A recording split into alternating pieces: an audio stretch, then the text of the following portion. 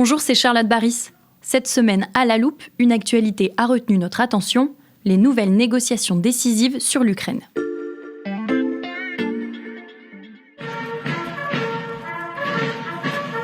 Les rencontres clés se sont multipliées cette semaine autour de la guerre en Ukraine. D'abord, Emmanuel Macron recevait pour la deuxième fois en 15 jours le président Volodymyr Zelensky. Plan de paix complet, il faudra l'Ukraine autour de la table, la Russie autour de la table et les Européens autour de la table. Donc c'est pas encore maintenant. Nous devons également veiller à ce que la Russie n'ait pas l'impression d'obtenir une récompense pour cette guerre. Au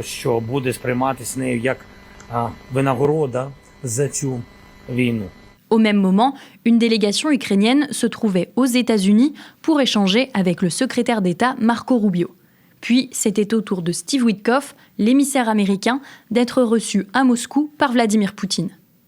Les Européens n'ont pas de programme de paix. Ils sont du côté de la guerre. C'est donc une semaine décisive pour les négociations qui vient de s'écouler, alors que le plan russo-américain présenté le 21 novembre avait choqué l'Europe et l'Ukraine. Chaque point est depuis largement discuté, qu'il s'agisse des territoires occupés, des forces de sécurité garantes de la paix, des avoirs russes gelés ou encore de la tenue d'élections en Ukraine.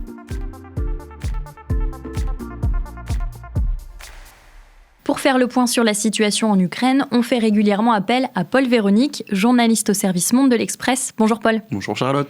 Cette question des élections figurait donc parmi les 28 propositions du plan établi par les Russes et les Américains. Il est précisé qu'elle devrait se tenir dans les 100 jours après une éventuelle signature. Mais pourquoi c'est un point si important pour eux ? Alors, faut qu'on rappelle un peu le contexte. En fait, en Ukraine, la loi martiale qui est en vigueur depuis le début du conflit avec la Russie, elle empêche la tenue des élections. Et en fait, ces élections, elles sont tout simplement reportées à mesure que cette loi martiale est prolongée en raison du conflit. La dernière présidentielle, qui devait normalement se tenir en avril 2024, n'a de fait pas pu l'être.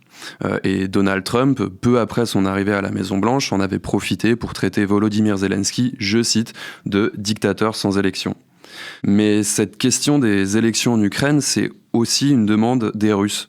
Et on comprend facilement pourquoi. Parce que eux cherchent à déstabiliser l'Ukraine et à faire en sorte de placer quelqu'un qui leur serait plus favorable, voire carrément soumis, pour tout dire. Alors on peut noter que pour faire face à ce plan russo-américain, les Européens ont fait une contre-proposition qui mentionne ce besoin de faire des élections à un moment donné. Mais il n'est plus question d'un délai de 100 jours.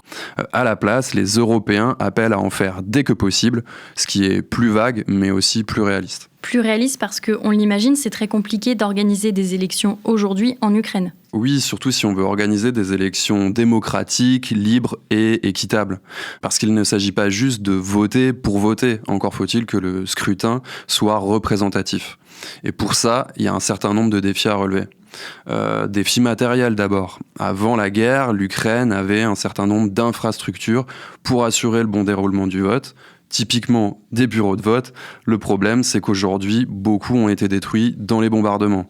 Il y a aussi tout un tas de défis logistiques qui se posent pour acheminer tout le matériel nécessaire, ne serait-ce que celui des mines sur un certain nombre de territoires. Et j'en profite pour rappeler que l'Ukraine est aujourd'hui le pays le plus miné du monde. Au-delà de ça, il y a le problème des territoires occupés.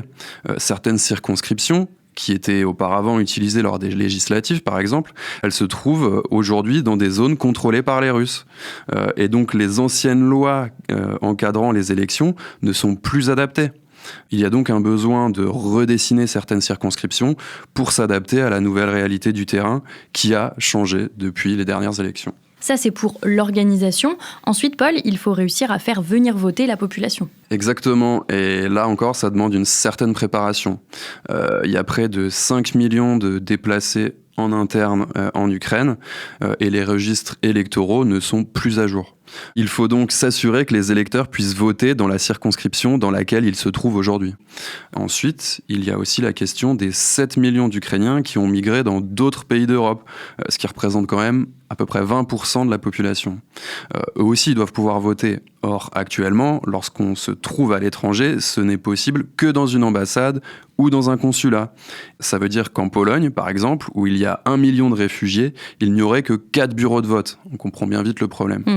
Au-delà des déplacés, il y a aussi les militaires qu'il faut réussir à faire voter. Et ils sont près d'1 million dans le pays. Donc ce n'est pas négligeable non plus. À nouveau, ça demande des adaptations. En bref, le délai de 100 jours évoqué dans le plan russo-américain, il paraît impossible à tenir. En cas d'arrêt des combats, des élections seraient possibles, mais ça demandera du temps pour pouvoir les organiser correctement. Le délai réaliste qui est envisagé par l'ONG Opora, qui fait référence en Ukraine en ce qui concerne les élections, c'est plutôt 6 mois minimum, voire 1 an. Tu l'as dit, Paul, les Russes s'intéressent particulièrement à cette question des élections. Et ça aussi, c'est un autre défi, les ingérences russes. Oui, parce que c'est certain qu'en cas d'élection en Ukraine, il y aura des ingérences russes. On peut s'attendre à tout un éventail d'actions, comme la désinformation, des cyberattaques ou des attaques plus directes contre les infrastructures électorales, voire contre des candidats. Le but, ce serait de saper la confiance dans le bon déroulement du processus électoral.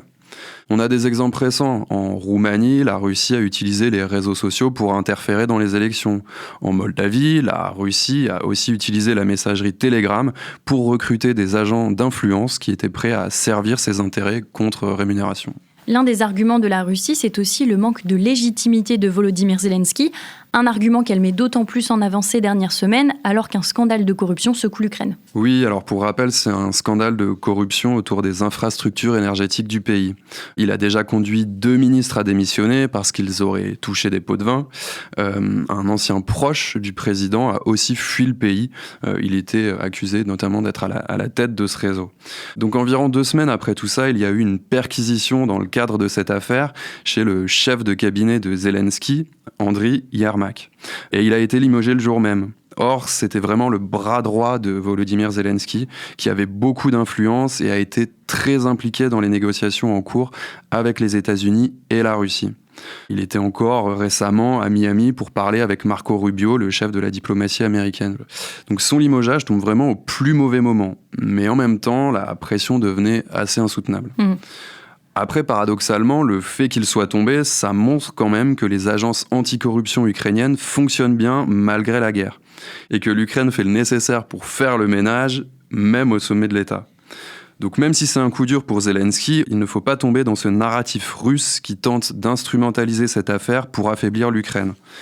En Ukraine, il est possible de contester le pouvoir en place, la preuve, et la Russie ne peut pas en dire autant. Merci beaucoup Paul pour tes explications et à bientôt. À bientôt Charlotte. Tous les articles de la rédaction sur la guerre en Ukraine et les négociations sont à lire sur l'express.fr. Je vous souhaite un bon week-end et on se retrouve la semaine prochaine.